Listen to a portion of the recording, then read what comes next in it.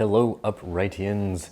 I recently became the proud owner of the 2018 edition of the Upright Health Human, and as a result, I have come to fully appreciate just how difficult it can be to find time to exercise when you have a new human. So in this video, I want to show you 3 simple hip mobility exercises that you can do to improve the health of your hips. Even if you've got a job, you've got a baby, you've got all kinds of time constraints, these are things that you can do pretty much anywhere, even if you've got a human sleeping on your chest. The first exercise we're going to look at is for your adductors. You're going to need a couch or chair or bench, whatever works for you. And you're going to take one foot and put it up onto that surface. The stance foot, the one you're balancing on, you can have the toes just sort of angled out to the side. We're going to play with this angle in a second, but for the beginning, you can just kind of go about 45 degrees out to the side. So if I'm facing this way, the foot is going 45 degrees out. Then what I'm going to do is start shifting my hips forward towards this front foot, and I'm going to look for a stretch in the groin, in this inner thigh area. Now, you may not get a stretch right away, or you may get a really strong stretch. If you want to find the stretch, if you can't quite feel anything, then you want to start playing with this foot position and move into that position. You want to look for anything in the inner thigh. It can be a little more to the middle, like posterior part of the thigh. It could also be on the anterior portion of the thigh. Generally, if your foot is pointing more forward, then you're going to get more towards the anterior portion of the adductors. The more out it is, the more you're going to get to the posterior adductors. So you're looking at going forward like this. Hi, buddy. Good morning. And you're going to just be shifting forward, getting that stretch. Okay? So that's going to be helping you get your adductors in terms of a stretch. So if you just hold that position, hang out there for a minute, 2 minutes, you're going to feel stuff stretch out. Okay? When you're done, you're probably also going to be limping a little bit because those muscles are not used to working at that length so much. So what you can do once you're comfortable feeling the right muscles is start trying to use those muscles as well. And this will apply for really any stretch that you do in your entire life. So you've gotten good at the static stretch, right? You've held it, you feel that muscle, it's opening up. What you can do next is think about using those muscles. So instead of pushing into this foot to push myself out and away, what I can do is use these adductor muscles to pull my hips away from the couch. So I'm firing these muscles to pull myself back. I'm getting used to using the adductors. I can also do that isometrically in this position, just hang out here, fire them, make sure they're stabilizing me in this position. When you first start doing something like this, it might be a little bit sore, but that's pretty normal for isometrics on a new exercise. Once you've done that exercise, we can start thinking about putting this stance foot forward, so we're going to get the hip flexors more directly. So for a lot of us who are sitting all the time, the hip flexors get real bound up. They get really unfamiliar with hip extension. So especially for new moms, you're sitting on the couch all the time trying to breastfeed or bottle feed, whatever you're doing. Hey buddy, here's your pacifier. And that gets your hips feeling like they want to be locked into hip flexion all the time. So if that's you, what you can do is stick your foot up on the couch, same setup, foot's pointing forward, and then you're going to start leaning forward into that stretch. Same rules apply. Hi buddy, your nap time's over. You can start sliding forward like this. So you're getting into the hip flexors, the top of the thigh in particular. You're gonna feel like the quads, the high quads firing up or stretching out as you go into this.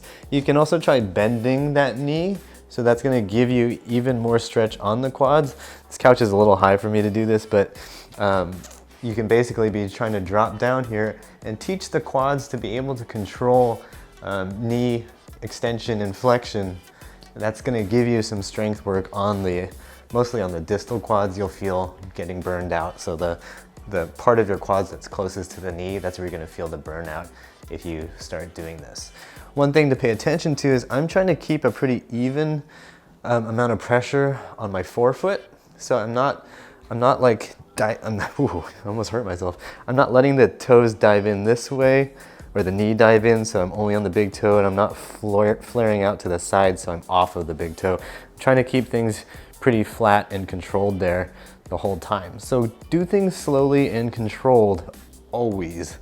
So here again, I'm just gonna show you, I'm doing the hip flexor stretch, going through the high quads, getting the psoas a bit, and then I can also turn this into the strength exercise that we talked about earlier, where I use this leg and hip to pull me away from the couch, okay? So that's gonna be a good hip flexor one to do.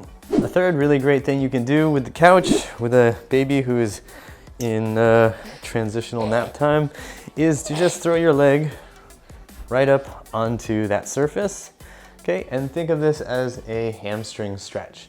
So with a hamstring stretch, you can just come straight forward and in. You wanna keep your spine straight.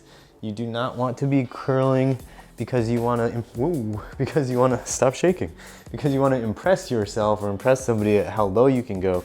You wanna keep the spine straight and just gradually start working yourself into a deeper and deeper forward fold, okay? You can also change the angle on this. So if you're, oh, I think I just cheated a little bit.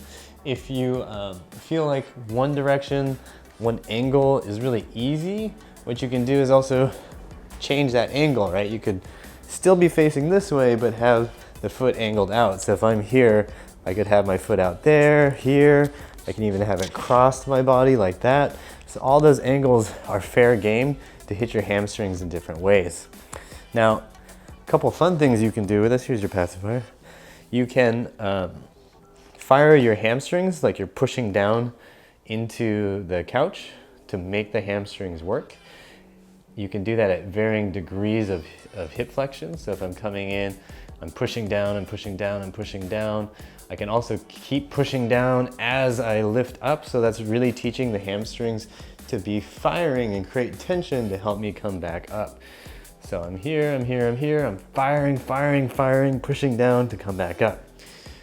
A little bonus thing you can do here is actually using your quads. You can fire your quads and your hip flexors here to lift your foot up off the couch. This is a little bit weird the first time when you do this, and you'll need to warm up a little bit, but basically you're just trying to lift the leg up using your quads, using your hip flexors. So what that's doing is it's teaching your hamstrings to ease up and allow for hip flexion. Okay, so that's a really fun one. If you're a dancer, you're probably already really good at this, or at some point were. So it's a fun one to work with. You can try to control it, move it around, lift, move, come back in, all kinds of fun stuff like that. So those are just 3 simple exercises that you can do to improve your hip mobility, even if you got a little grumpy napper on your chest bugging you all the time.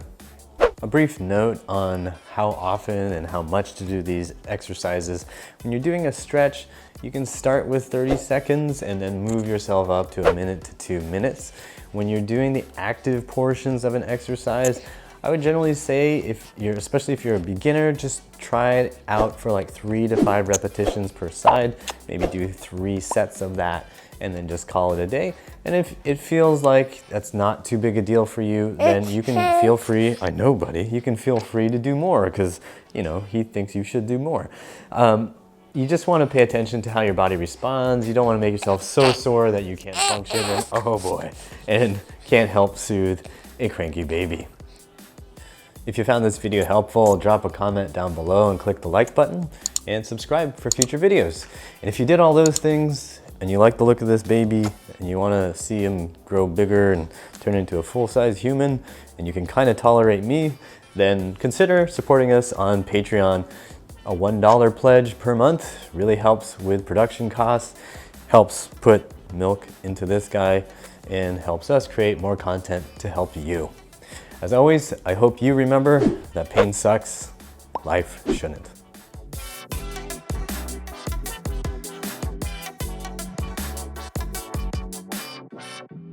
So it's basically the same setup. Whoa. Hey, shh, shh, shh, shh, shh. shh. Where's your pacifier? Where's your pacifier? I just had your pacifier, huh? Where'd it go? Where'd it go? Where'd it go?